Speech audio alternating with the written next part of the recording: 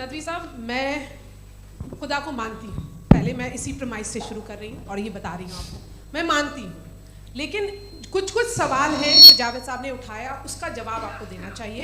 पहला सवाल ये कि गज़ा में सालों से छोटे बच्चे मर रहे हैं, वो उनको अगर खुदा मर्सीफुल है, हम मानते हैं कि अल्लाह ताला में बहुत ताकत है, तो वो बच्चे क्यों मर रहे हैं। दूसरी बात ये कि अगर कंटिजेंसी की जो आप बात करते हैं, पूरे मुस्लिम ममालिक मिल करके भी उन गज़ा के बच्चों को क्यों नहीं बचा पा रहे हैं, क्योंकि अगर वो चाहते, क्योंकि अल्लाह ताला उन पर हुकूमत करते हैं, सब पर हुकूमत करते हैं, तो वो उनको क्यों नहीं बचा। जी, थैंक यू वेरी मच।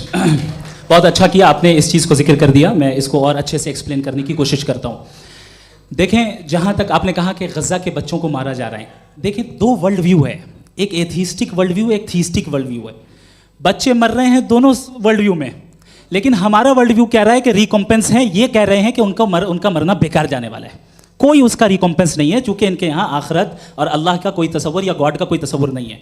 आपने ये सवाल किया कि गॉड मर्सीफुल है, क्यों नहीं रोकता। ये मैंने बताया कि ये मिसकंसेप्शन है लोगों के दरमियान कि गॉड को सिर्फ मर्सीफुल और ओमनीपोटेंट समझते हैं। गॉड के सिर्फ यही दो एट्रीब्यूट्स नहीं हैं, गॉड के कई सारे एट्रीब्यूट्स हैं, उनमें से अल हकीम भी है, उनमें से ऑल वाइज भी है, ऑल नोइंग भी है। लिहाजा अगर इस दुनिया में किसी को तकलीफ आ रही है और गॉड उसको नहीं रोक रहा है, वो इसलिए नहीं रोक रहा है चूंकि इंसानों को फ्री विल दिया गया है। ठीक इसी तरीके से अगर एक डॉक्टर किसी छोटे बच्चे को इंजेक्शन लगा रहा है, उसे तकलीफ पहुंच रही है, उसके लिमिटेड पर्सपेक्टिव के एतबार से ये गलत हो रहा है और डॉक्टर बुरा है। लेकिन जब आप ब्रॉडर पिक्चर को देखेंगी, आपके और हमारे पास सिर्फ एक पिक्सल है, हमें इतना नजर आ रहा है कि गज़ा में कत्ल हो रहा है, लेकिन इसके पीछे कितना रिकॉम्पेंस उनको मिलने वाला है, पूरा पिक्चर गॉड के पास है। तो एक पिक्सल से आप पूरे पिक्चर को कभी भी जज नहीं कर सकती। आप इसमें कुछ जोड़ना चाहेंगे?